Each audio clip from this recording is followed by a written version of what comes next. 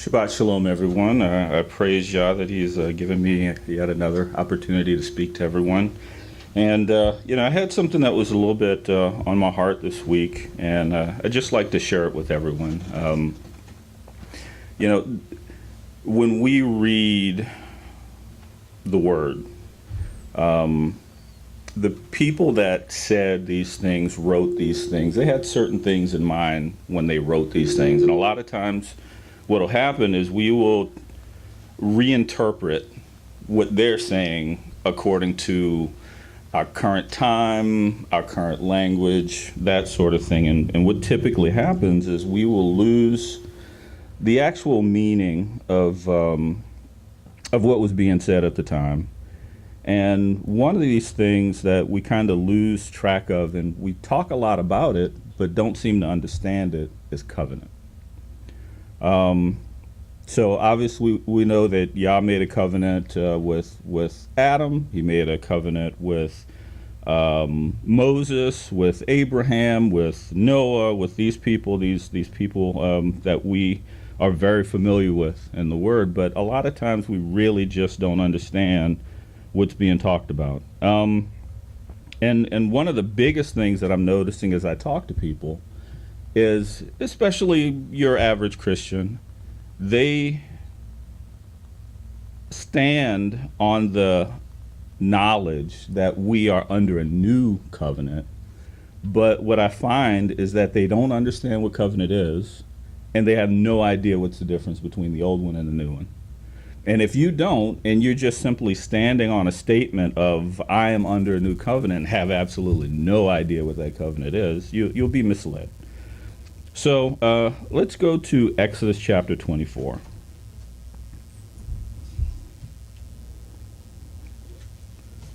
I'm going to read a little bit from the scriptures, 2009. I'm going to start at verse 1. And to Moshe he said, come up to Yahweh, you and Aaron and Nadab and Abihu and the 70 of the elders of Israel, and you shall bow yourselves from a distance. But Moshe shall draw near to Yahweh by himself, and let them not draw near, nor the people go up with him. And Moshe came up and related to the people all the words of Yahweh and all the right rulings. And all the people answered with one voice and said, all the words which Yahweh has spoken we shall do. And Moshe wrote down all the words of Yahweh and rose up early in the morning and built a slaughter place at the foot of the mountain, and 12 standing columns for the 12 tribes of Israel. And he sent young men of the children of Israel, and they offered ascending offerings and slaughtered slaughterings of peace and offerings to Yahweh of bulls. And Moshe took half the blood and put it in a basin, and half the blood he sprinkled on the slaughter place. And he took the book of the covenant and read in the hearing of the people, and they said, all that Yahweh has spoken we shall do and obey. And Moshe took the blood and sprinkled it on the people and said, see the blood of the covenant which Yahweh has made concerning all these words. So we have here the covenant of Yahweh being made with the children of Israel, and we have some components here. So in really short terms, a covenant is a form of a promise. Okay, I mean, a promise is pale in comparison to a covenant, but it's a form of a promise. But there's some extra things that go on with a covenant that you may not get with a promise, because a promise can be just verbal. Covenants are usually written. So you have a record, and usually copies of that covenant, like a contract, would be given to both parties.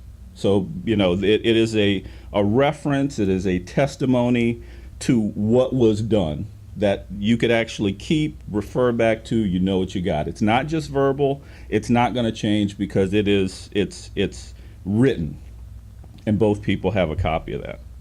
One of the other things that makes a covenant, a true covenant, is blood. Blood, if you go back to the covenant with Abraham, for example, Abraham, he took the offering, it was split in two, and Yahweh walked through the pieces.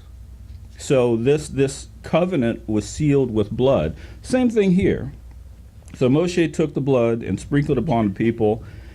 See the blood of the covenant which Yahweh has made with you concerning all these words. So one of the things that covenant has it has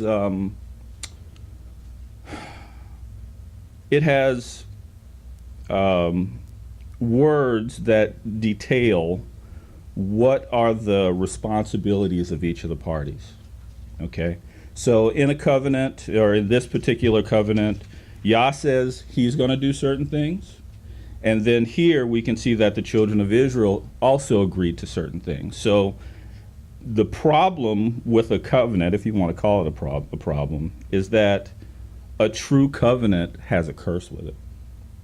It says that if I do not keep my terms according to this covenant, these certain things are the penalties that go with that. And usually it's death. I will keep this covenant. It's like a marriage. I will keep this covenant until death be the only thing that stops me from keeping it. So that's why a marriage is a covenant. And when we come to the new covenant, if you don't know how this was inaugurated in the new covenant, and if you don't understand what the difference is between the new covenant and the old covenant, there'll be a problem. So this was the origin of the covenant with the children of Israel. So let's go to Jeremiah. I think it's 31. I think it's verse 32 and 33. Let me get there and yeah. All right, Jeremiah chapter 31, starting at verse 31. See, the days are coming, declares Yahweh. Jeremiah chapter 31, starting at verse 31. See, the days are coming, declares Yahweh, when I shall make a renewed covenant with the house of Israel and with the house of Judah. Not like the covenant I made with their fathers in the day when I strengthened their hand and bring them out of the land of Mitzrayim, by covenant, my covenant which they broke, though I was a husband to them, declares Yahweh. For this is the covenant that I shall make with the house of Israel after those days, declares Yahweh. I shall put my Torah in their inward parts and write it on their hearts, and I shall be their Elohim, and they shall be my people.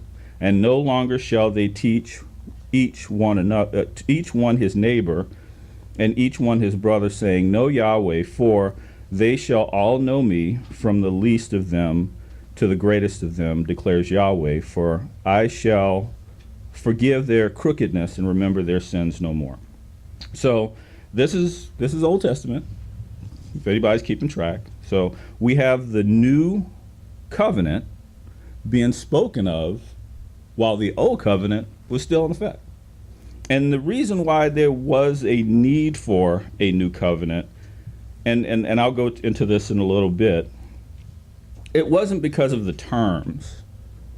The terms were basically that Yahweh would be our God and that we would be his people. If you want to, kind of just make it really, really plain. Yah is our Yah. We are his people. Really, really simple. Now, obviously, there's details in there. I'm not going to go into the details right now. And under the new covenant, it's the very same thing. He's still going to be Yah. He's still going to be creator. He's still going to be father. He's still going to be Messiah. He's still going to be deliverer. We're still going to be his people. We're still going to be obedient, and we're still going to be dutiful, and we're still going to live according to all his dictates. He is the king, as we just read. He says he's a mighty king, as we just read.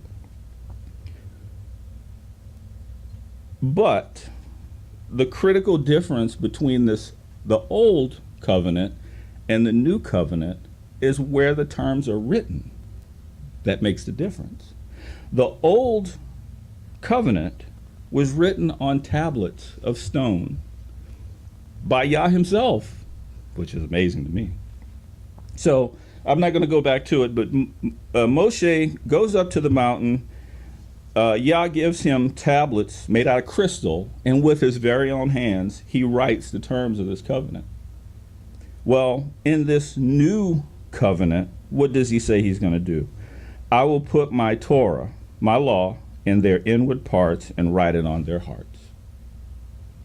Now, there's something that I ran across really recently, and give me just a second to get to it.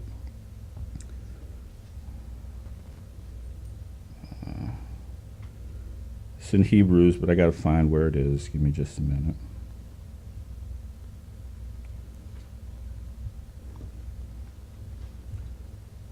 I hate having dead airspace.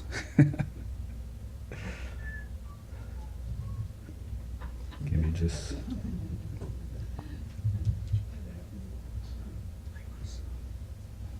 Let me get there.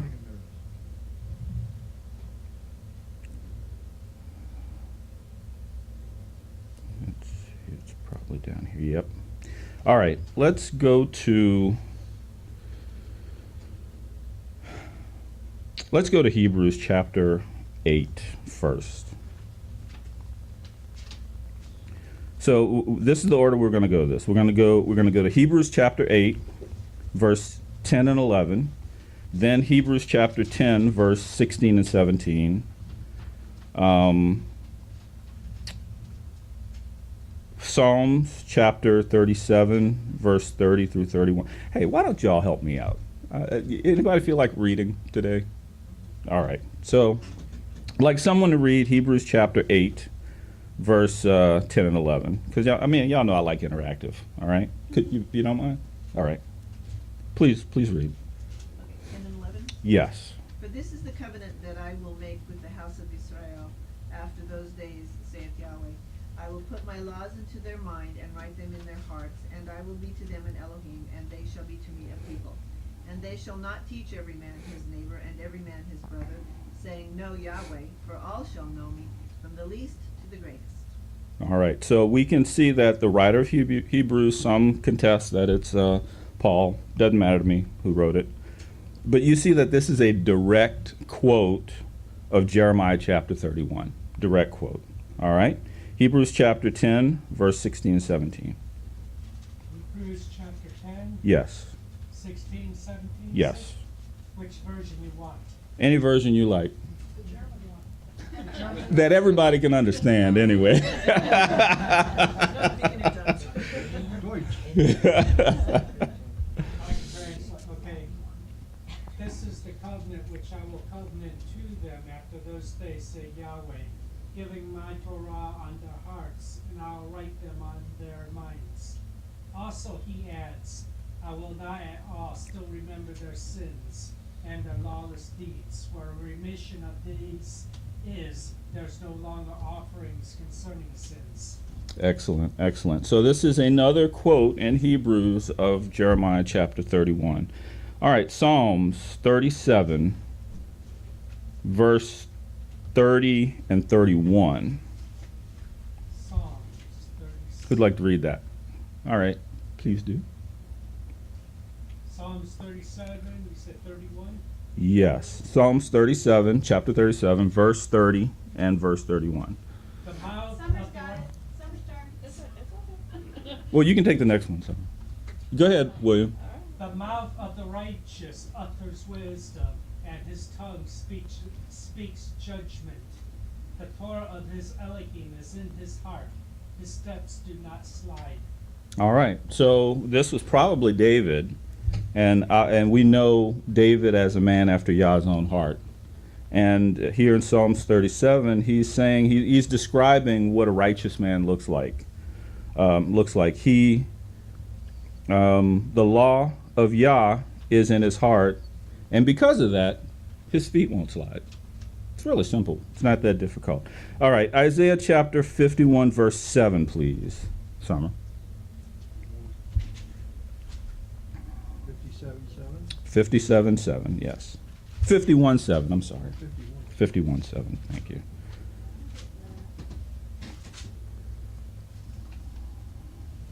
Listen to me, you who know righteousness, the people in whose heart is my Torah.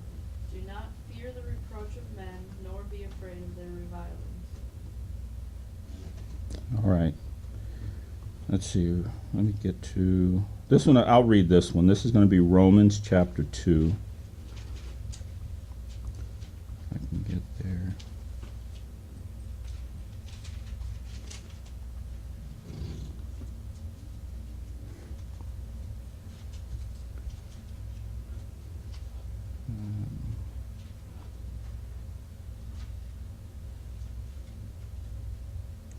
Yeah, Romans chapter 2, verse 14 and 15.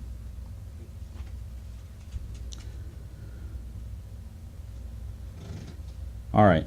For when nations who do not have the Torah by nature do what is in Torah, although not having Torah, they are a Torah to themselves, who show the work of Torah written in their hearts, their conscience also bearing witness, and between themselves their thoughts accusing or even excusing. All right, let me, in most other versions where it has the word nations, it usually has the word Gentile, because Gentile are the nations, right? So we're talking about non-Israelite people, because generally, you know, when you're dealing with Scripture, you have two groups. You have Israel, you have everybody else. So everybody else is kind of put together under the term Gentiles.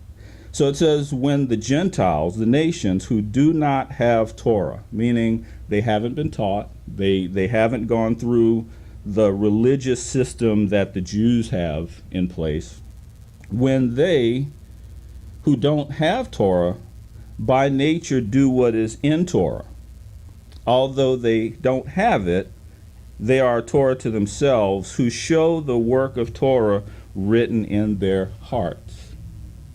We're talking new covenant here.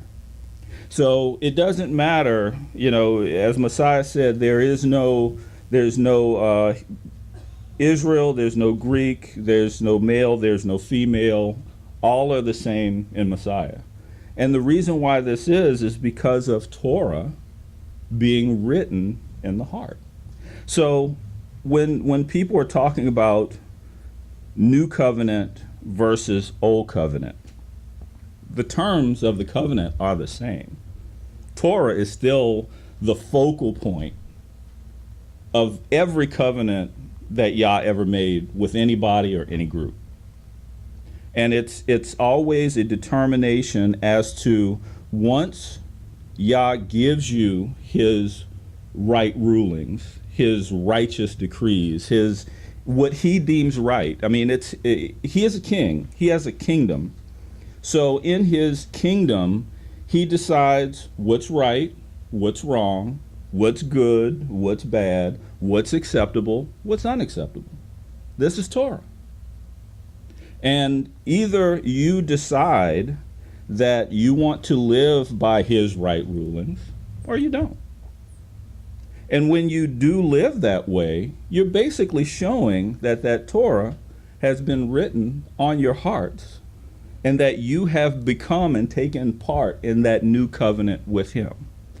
It doesn't matter where you came from, doesn't matter your, family or ethnic origins. If you are in Torah, you are in the new covenant. And I'm sorry to say, for a lot of people that say, I am new covenant, that I'm going to let what I just read here in Romans either accuse you or excuse you, like it says here. When you, whether you have Torah or not, whether you've been taught and steeped into it or not, like the Jewish or Hebrew people may have been, when you show the work of Torah being written on your heart, you are in and a part of the new covenant. Yahweh bless.